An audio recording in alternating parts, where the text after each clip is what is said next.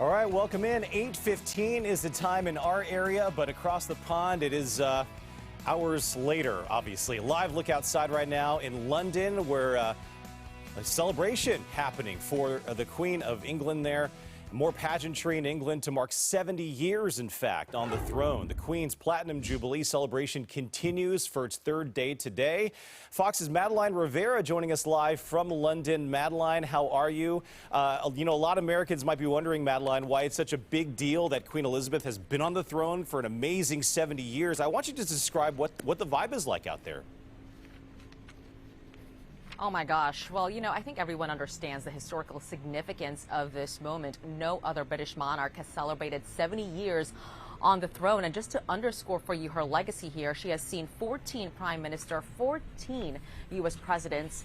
When she took the throne, Winston Churchill was the prime minister and Harry Truman was the U.S. president. So that just underscores for you how long she has been reigning. And so, I think everyone here just understands how important this is, and that's why it's such a big moment, really, not just for this country but for the entire world. Brian. Yeah, and Madeline, we understand the Queen missed out on some events yesterday and today because of discomfort. I understand some of those events as well were taken over really by Prince Charles as a substitute, I guess. But is that a concern for festivities today?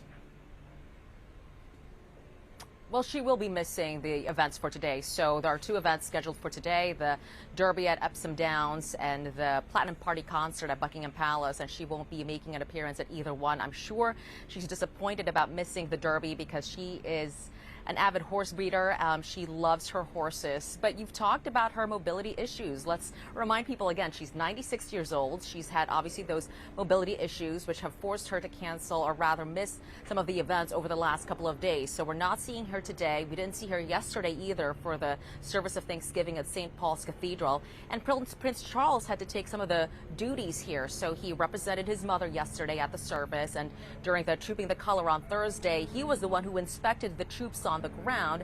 Usually Queen Elizabeth does that, but she couldn't do it because, again, of those mobility issues. So I think, I think this just goes to show sort of like the dawning of the new era here, and we're going to see more of that shifting of royal duties, I think, going forward. Yeah, it looks like a lot of people over your left shoulder there, Madeline, lining up near Big Ben there. But Madeline, how does this differ from big royal events over the past few years, perhaps, like the ever popular royal weddings? Is it a different type of vibe that you're noticing there in London?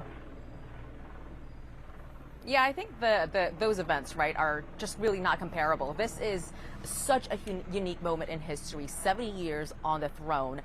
So I think people understand that in itself, you just can't compare those events to this one. So the atmosphere here, I'm told, is just a little bit different. The crowds, I'm told, are bigger. There are people here, not just obviously from all over the country, but from all over the world taking part in this moment. Brian. All right, Madeline Rivera reporting live from London. Thank you so much for joining us. We appreciate it.